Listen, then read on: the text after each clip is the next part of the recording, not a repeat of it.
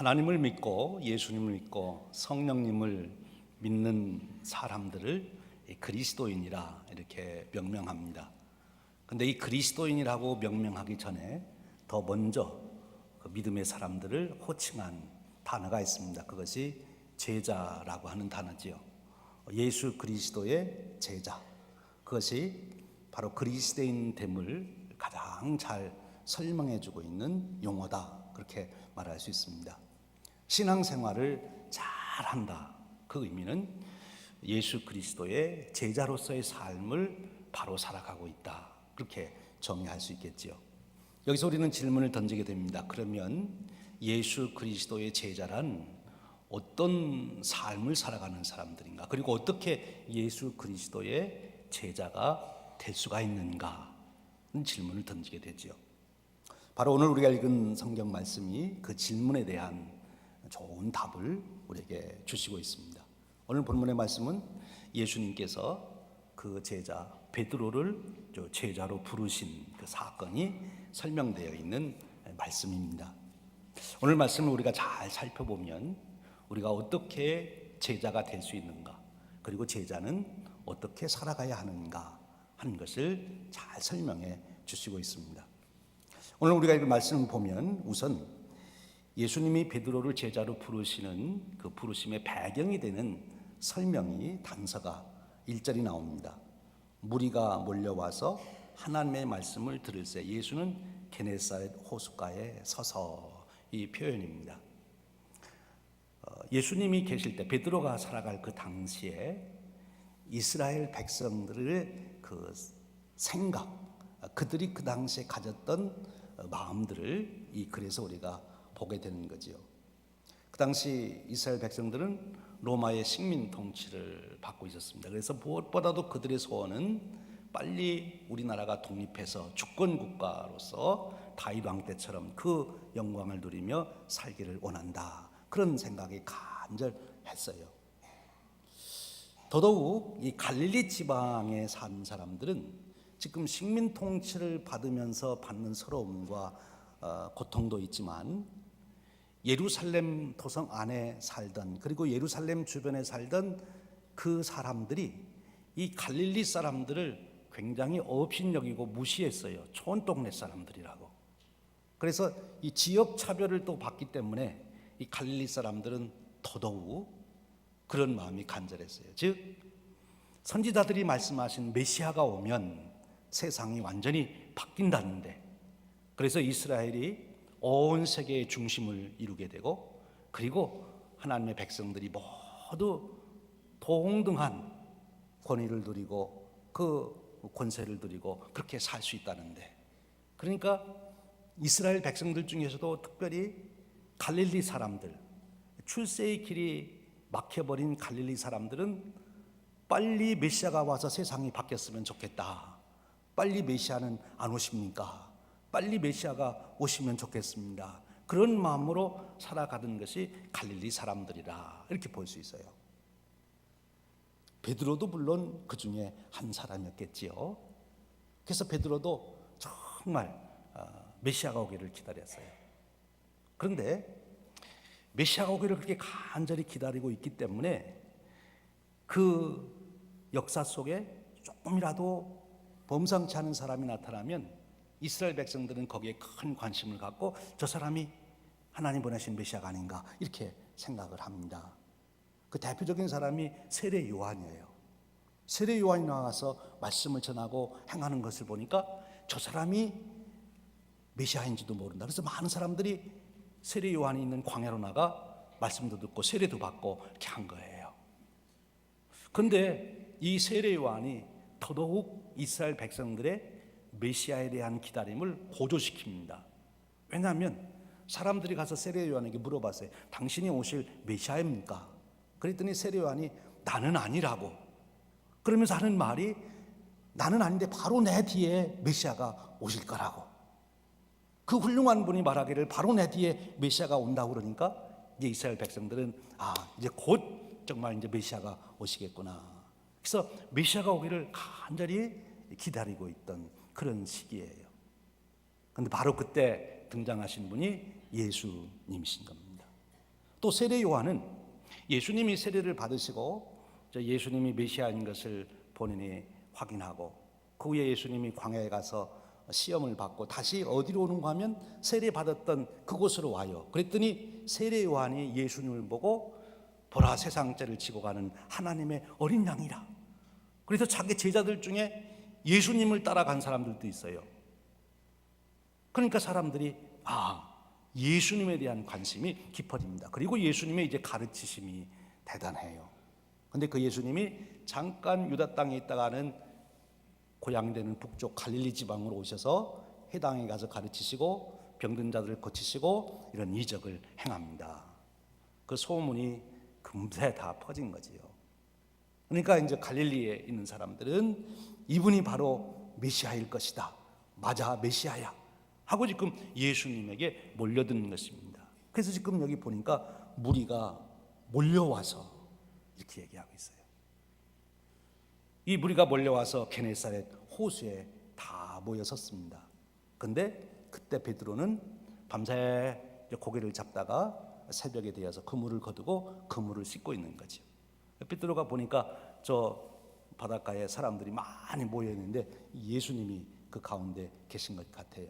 아마 베드로는 부지런히 그물을 씻으면서 빨리 그물 씻고 나도 저기에 가서 예수님 말씀 좀 들어야 되겠다, 그런 생각을 했던 것 같아요. 그런데 베드로가 그물을 빨리 씻어놓고 예수님 만나러 가야 되겠다고 생각하고 있는 사이에 벌써 예수님이 선수를 치셔가지고 예수님이 베드로 배가 있는 데로 오신 거예요.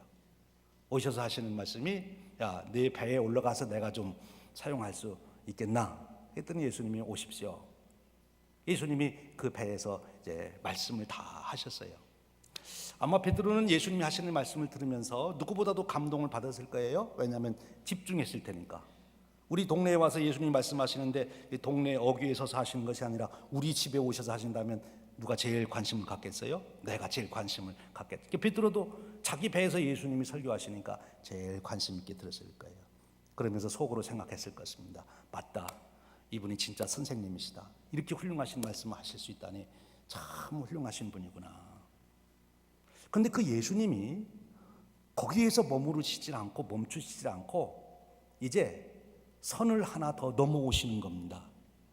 말씀 다 끝내셨으면 이제 그냥 또 다른 곳으로 가시면 될 텐데 그러지 않고 말씀을 마친 다음에 베드로 보고 밤새도록 수고한 것 같은데 뭐 좀 잡았냐? 그랬더니 예, 밤새도록 수고했지만 잡은 것이 없습니다. 그래, 그러면 저 깊은 곳에 가서 그물을 내려봐라. 베드로의 삶에 예수님이 지금 침투해 오신 거예요. 지금 고기 잡는 것은 베드로가 전문인데 목수 출신인 예수님이 고기 잡는 거에 대해서 뭘 아신다고? 내가 밤새도록 이 전문가가 수고해도 고기를 못 잡았는데 예수님이 뭘 아신다고 저기 깊은 데 가서 그물을 내리라고 그러시나? 걔도 지금 주신 말씀에 감동도 있고 예수님은 훌륭한 선생님이니까. 그래서 지금 본문에 보면 선생님, 우리들이 밤새도록 수고하였으되 잡은 것이 없지만은 말씀에 의지하여 내가 그물을 내리리이다. 선생님 말씀이니까 제가 한번 해보죠. 이리고 가서 그물을 내린 거예요. 거기서 베드로가 예수님의 요청을 거절하지 않고 그것을 받아들였단 말입니다. 그래서 그물을 내렸더니 놀라운 일이 났어요. 그물이 찢어지도록 많이 잡혔다 하는 그 이야기입니다. 여기서 우리는 하나님께서 우리를 구원해 가시는 그 은혜, 우리가 제자 되어가는 그 과정에 대한 것을 살펴볼 수가 있는 거예요. 베드로가 예수님을 찾아간 것이 아니고 지금 보니까 예수님이 베드로를 찾아오십니다. 멀리에서 바라보고 계시다가 배에까지 오시더니, 배에 오르시더니 이제는 넘지 말아야 될 선인 베드로의 비즈니스까지 들어오셔가지고 이제 그물을 어디다 던져라 이렇게 말씀하시는 거예요. 이것이 은혜입니다. 존 웨슬리 목사님은 이것을 선자적 은총이라 그랬어요. 어떤 분들은 하나님이 우리를 구원하시는 것을 예정해 놓았다 그래서 예정론을 얘기하기도 하지만 우리 존 웨슬리 목사님은 은혜다 그렇게 했어요. 은혜. 은혜라고 하는 것은 은혜를 베푸는 것을 내가 받아들이면 그것이 내 것이 되지만 은혜는 내가 받아들이지 않냐면 내 것이 될 수가 없어요. 지금 예수님이 베드로를 찾아와서 배에 오른다고 그럴 때 예수님 안 됩니다. 지금 아직 정리가 안 됐습니다. 다른 배 쓰시죠. 이러면 안 됐을 텐데 예수님을 받아들였어요. 은혜를 받아들였어요. 예수님이 지금 고기를 잡기 위해서 그물을 던져라, 깊은 곳에 던져라 할 때 예수님 무슨 말씀입니까 하고 거절하지 않고 그것을 받아들였어요. 그 은혜를 받아들인 거예요.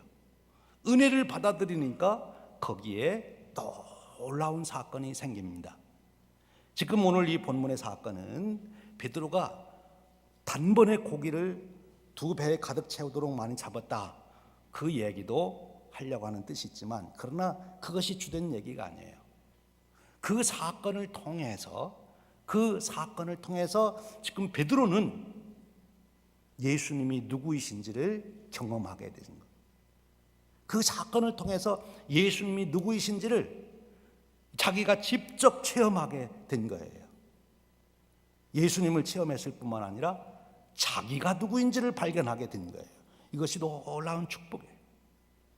하나님의 말씀을 우리가 순종할 때 그 말씀을 순종하는 과정 속에서 일어나는 사건이 하나님이 누구이신지를 우리가 경험하게 하고, 그리고 그 경험 속에서 내 존재, 내 실존을 우리 인간은 깨닫게 된다는 것입니다. 그래서 하나님은 설명할 수 있는 분이 아니고 하나님은 경험되어야 될 분이다, 그렇게 말씀을 하는 거예요. 신앙은 뭐냐? 논리적으로 하나님을 잘 설명할 수 있는 게 좋은 신앙이 아니에요. 철학적인 원리를 동원해서 신 존재 증명을 하고 신의 성품이 무엇인지를 얘기하고 신은 어떤 분이다 설명하는 것이 신앙이 좋은 것이 아니고, 그 하나님이 내 삶 속에 오셔서 역사 속에 오셔서 어떻게 사건을 이루시는지, 그 사건을 경험하면서 하나님이 누구신지를 체험하는 것, 그것이 신앙이라는 거예요. 그래서 신앙을 갖기 위해서는 필요한 것이 있는데, 가만히 앉아서 생각하는 것도 중요할 수 있지만 그러나 더 중요한 것은 말씀에 주시는 것을 프랙티스하는 거예요. 말씀 주실 때 그것을 순종할 때, 그것을 사건으로 만들 때, 그때 하나님을 경험할 수 있는 역사가 일어난다 하는 것입니다. 베드로가 예수님을 만난 것이 오늘이 처음이 아니에요. 요한복음에 보면 예수님을 먼저 만났습니다. 어떻게 만났나요? 그 형제 안드레가 베드로에게 와가지고 형님 오늘 내가 메시아 만났습니다 하고 한번 가보시죠. 그래서 안드레 따라서 예수님한테 갔어요. 그랬더니 예수님이 야 시몬아, 이제는 내 이름을 게바라고 불러라. 게바는 아람어고 그것을 다른 말로 바꾸면 베드로라고, 반석이라는 뜻을 가진 이름까지 바꿔주셨어요. 그래서 예수님을 만났는데 그때는 그저 좋은 선생님 한 분 만나듯이 만난 거예요. 이름 좀 좋은 이름으로 바꿔주신 선생님으로. 그런데 그런 후에 베드로가 예수님을 따라다니는 것이 아니고, 예수님의 제자로 살아간 것이 아니고, 그건 그거고 다시 고기 잡는 데로 돌아와서 지금 고기 잡고 있었던 거예요. 그런데 생각해 보면 예수님은 바로 그때 시몬의 이름을 게바라고 바꿔주면서 예수님은 마음에 생각하신 것 같아요. 너는 이제 내 제자다. 그래서 예수님이 지금 갈릴리 사역을 하시면서 많은 사람에게 천국 복음을 전하시는 것도 중요하고 기사와 표적을 행하시는 것도 중요하지만 베드로 어디 있냐? 베드로 찾아내라. 베드로 찾아서 제자 삼아야 된다. 그래서 지금 베드로 찾아오신 거예요. 베드로에게는 너무나 큰 축복이고 은혜지요. 결론부터 얘기하면 베드로는 어떻게 됐습니까? 예수님을 만남으로 갈릴리 어부로 일생을 이름 없이 지내야 될 그 사람이, 도대체 인생의 의미가 무엇인지도 모르고 살아가야 될 그 사람이 예수님 만남으로 사도가 되는 것입니다. 오늘 고기를 잡아도 조금 친구들에게 나눠주지만 고기를 잡아 조금 나눠주는 것이 아니라 역사를 바꿔놓는, 베드로 때문에 인류의 역사가 바뀐 거예요. 그 엄청난 많은 사람들이 죄에 매여 죽어가던 그들이 베드로 때문에 다시 새로운 영생의 생명을 찾게 되고 새로운 인생을 찾게 되고 예수 그리스도의 복음을 위해서 얼마나 많은 가정이 회복이 되고 얼마나 많은 나라들이 새롭게 되는 것입니까? 베드로는 예수님 만남으로 이 놀라운 축복의 사람이 되는 거예요. 그러고 보면 만남의 축복이 참으로 중요합니다. 사실 그렇죠. 우리 인생을 살아가며 뭐 이런저런 축복 얘기하지만 만남의 축복이 가장 중요하지 않은가 싶어요. 우선 우리는 태어날 때 부모님 만나잖아요. 이제 아네셀리 목사님 얘기 자꾸 합니다만 그분은 좋은 어머니 만났어요. 수산나라는 어머니 만나서 어려서부터 정말 공부를 잘 시키고 경건하게 살도록 훈련이 돼서 정말 좋은 신학자요 또 신앙의 개혁자가 되는 영국 사회를 아니 세계를 바꿔놓는 그런 삶을 살 수 있게 된 거죠. 좋은 어머니. 우리 뭐 동양으로 말하면 맹자도 좋은 어머니 만나서 훌륭한 삶을 살잖아요. 그런가 하면 선생님 잘 만나는 게 또 큰 축복이죠. 예, 말도 못하고 보지도 못하고 듣지도 못하던 삼중고의 벽을 가졌던 헬렌 켈러.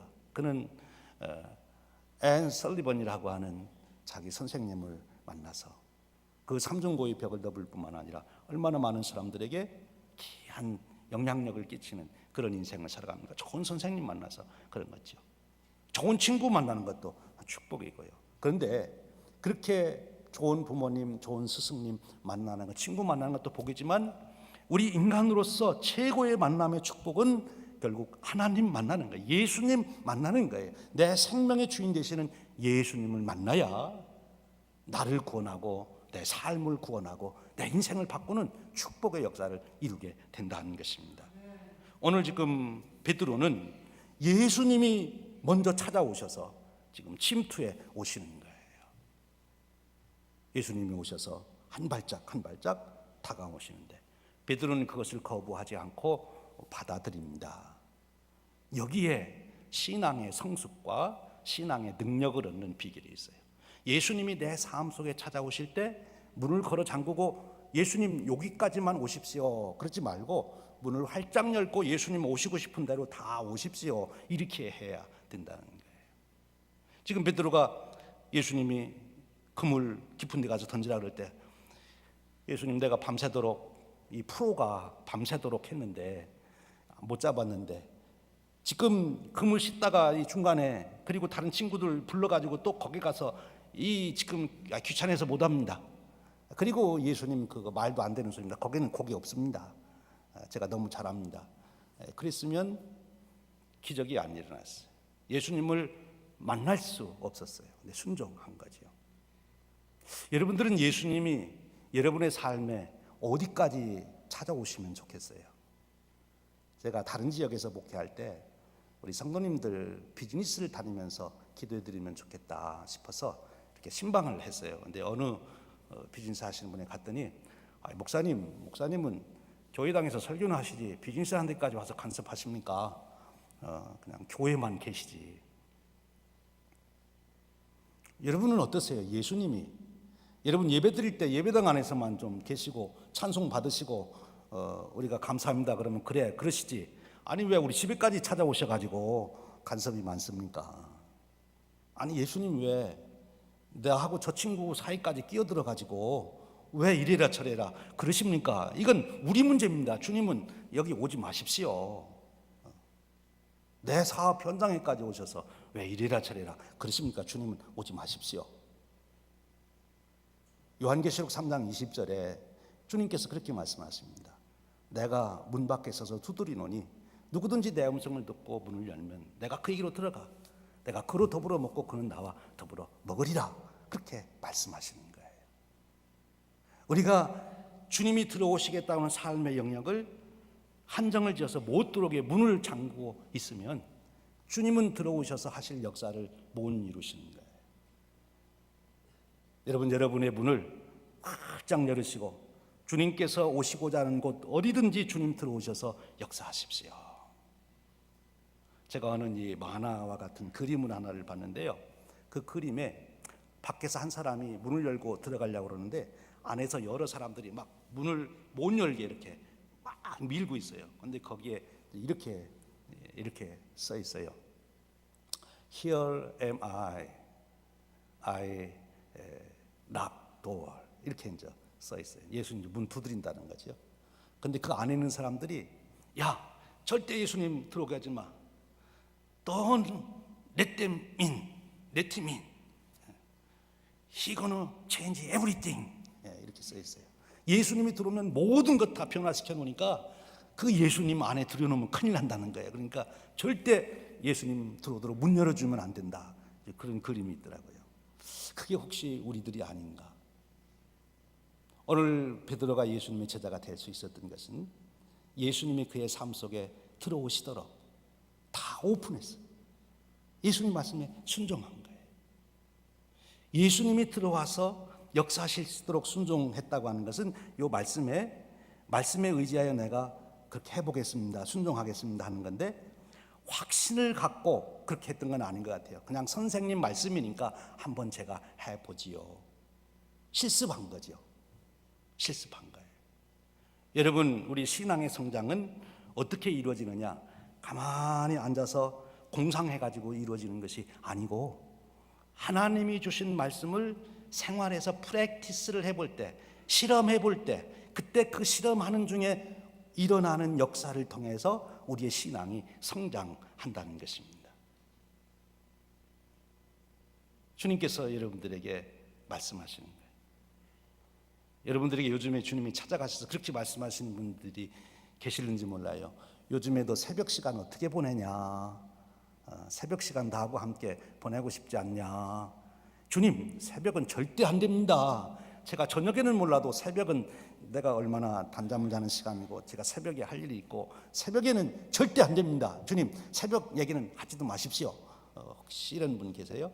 그러면 한번 새벽 시간에도 주님이 오시도록 한번 문을 열어보세요. 새벽에 주님께서 어떤 일을 하실지. 너 요즘 인간관계나 친구관계가 어떠냐? 주님, 그 얘기는 하지 마십시오. 그건 제가 알아서 합니다.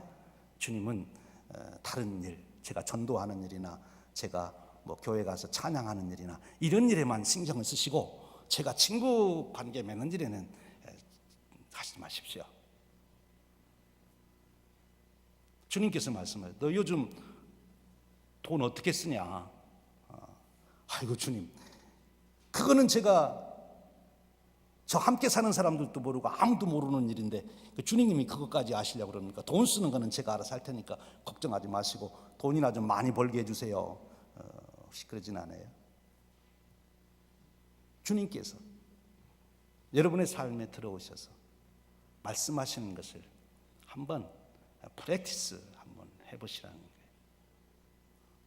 프랙티스 해보셔서 안 되면 그 다음부터 안 하면 되지요. 그런데 한번 그렇게 예수님 말씀대로 해봐서 계속 역사가 나타나면 계속 하면 되는 거고요. 그것이 신앙생활. 신앙생활은 모험이에요. 모험. 오늘 베드로는 모험을 합니다. 예수님을 다 받아들여요. 그래서 결국 고기를 많이 잡습니다. 이 고기를 잡은 다음에 전혀 뜬금없는 얘기가 나와요. 고기를 잡았으면 감사합니다, 제가 반을 드릴게요, 이렇게 나왔으면 상식적인데 그러지 않고 베드로가 뭐라고 그래요? 나를 떠나소서, 나는 죄인입니다. 왜 그랬느냐 했더니 그 다음 설명이 나와요. 놀래서 그랬다. 베드로와 다른 사람들이 놀랬어요. 그래가지고 예수님한테 하는 말이 나를 떠나시옵소서, 나는 죄인입니다. 여기 놀랬다는 말이 무슨 말인가 하면 예수님을 한 인간으로 훌륭한 선생님으로 알았는데 이 사건을 경험하면서 보니까 예수님이 하나님이신 것을 아는 거예요. 예수님이 전능하시다는 것을 아는 거예요. 초월자이신 예수님을 만난 거예요. 그 전능하신 하나님 앞에 내가 갑자기 드러나는데 나는 그 앞에 설 수 없는 죄인이라는 거예요. 사실 베드로는 하나 걸리는 게 있지요. 지난번에 이름까지 바꿔줬는데 예수님 버리고서 지금 여기 고기 잡으러 왔잖아요. 그러니까 베드로가 나는 죄인이로소이다. 여러분, 이 고백을, 똑같은 고백을 우리가 구약 성경에서도 보는데 이사야서 6장 5절에 가면 제성이었던 이사야가 성전에 들어가서 하나님이 임재하신 것을 경험합니다. 그러면서 그가 하는 고백이 화로다 나여 망하게 되었도다. 내가 부정한 중에 하나님을 배우게 되었다. 그렇게 말합니다. 그러면서 그가 새로워지죠. 오늘 여기도 마찬가지예요. 베드로가 이 사건을 통해서 고기 잡은 게 문제가 아니라 하나님을 만나 예수님이 하나님이신 것을 깨닫게 되고, 그리고 그 하나님 앞에서, 예수님 앞에서 자기 존재가 어떤 존재인지를 깨닫게 되는 거예요. 하나님 말씀을 순종할 때 전능하신 하나님, 나를 사랑하신 하나님, 나에게 은혜를 베푸시는 하나님을 말씀을 순종하여 가는 중에 우리가 경험하게 되는 거예요. 그럼으로써 우리의 신앙이 더 깊은 뿌리를 내리게 되는 것이죠. 하나님 말씀을 순종해 보지 않고는 더 깊은 은혜의 세계로 갈 수가 없습니다. 오늘 베드로 보세요. 이제 예수님을 만나서 나는 죄인입니다. 그랬더니 예수님이 여기 뭐 죄를 사해 줬다 그런 말씀도 안 하시고, 또 예수님도 굉장히 비약을 해서 말씀하시는데 이 말씀 속에 그런 모든 의미가 담겨 있어요. 뭐라고 말씀하십니까? 이제 무서워하지 말라. 이제 후로는 네가 사람을 취하리라. 그렇게 말합니다. 고기를 잡고 자기 생존만을 위해서 살아가던 그가 이제는 세상을 바꾸고 역사를 바꾸는, 사람을 구원하는 그런 역사를 이루어 갈 것이라고 말합니다. 여기서 우리는 한 가지 중요한 크리스찬의 삶의 원리를 보게 되는 거예요. 크리스찬은 죄에 매여 있는 자가 아닙니다. 베드로는 나는 죄인입니다 하고 죄에 자기를 붙들어 매지만, 예수님은 죄는 상관도 없이 내가 앞으로 할 일은 이것이다 라고 비전을 주시는 거예요. 여러분, 죄라고 하는 것은 뭐예요? 시간적인 개념으로 보면 죄는 과거, 현재, 미래 중에서 어디에 속하는 겁니까? 죄가 어디에 속하는 거예요? 과거, 현재, 미래 중에 과거에 속하는 거예요. 사람은 과거에 붙들려 있으면 새로운 미래로 나갈 수가 없습니다. 굉장히 중요한 패러다임이에요. 과거에만 매여 있는 사람은 새로운 세계, 새로운 인생, 더 가치 있는 인생을 절대로 살아갈 수가 없어요. 아무리 나이가 여러분들이 드실지라도 여러분들 항상 과거는 다 잊어버려야 돼요. 그리고 앞에 있는 표대를 향해서 나가야 되는 거지요. 누구의 고백입니까? 위대한 사도 바울의 고백이에요. 내가 뒤에 있는 것은 다 잊어버린다.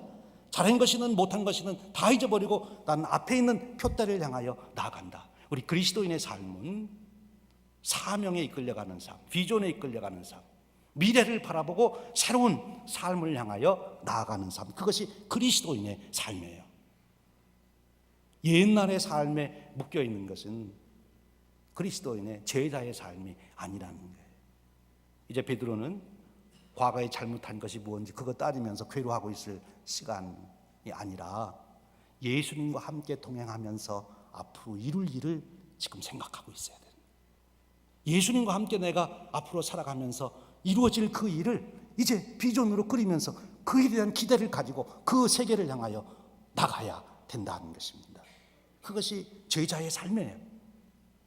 그런 삶을 구체적으로 살기 위해서 잊어버리지 않기 위해서 어떻게 되느냐? 예수님 따라가야지요. 그래서 지금 베드로는 다 버리고 예수님을 따라갔다.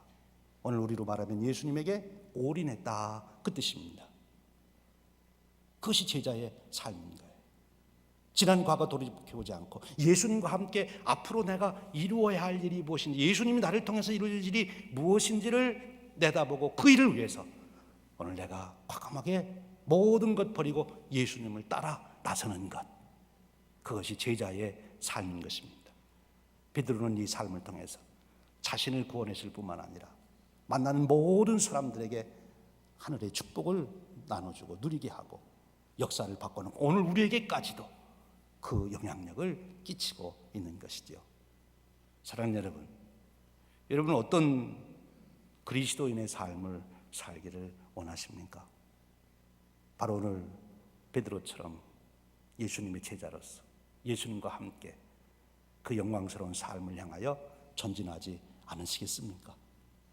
그러기 위해서 꼭 하나 다시 권고하는 것은 말씀하시는 것에 한번 실천을 해보시라는 거예요. 모험을 해보시라는 거예요. 실험을 해보는 거예요.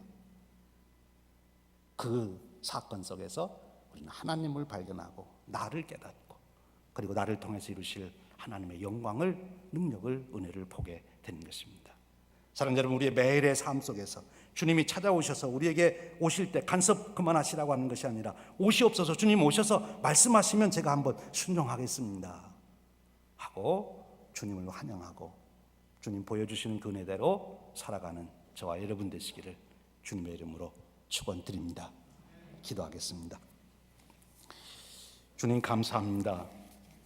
저희들을 축복하셔서 오늘 말씀을 듣게 하시니 감사합니다. 베드로를 제자로 부르신 같이 오늘 또 제자를 부르셔서 제자의 그 아름답고 영광스러운 능력 있는 삶을 살도록 이끄시니 감사합니다.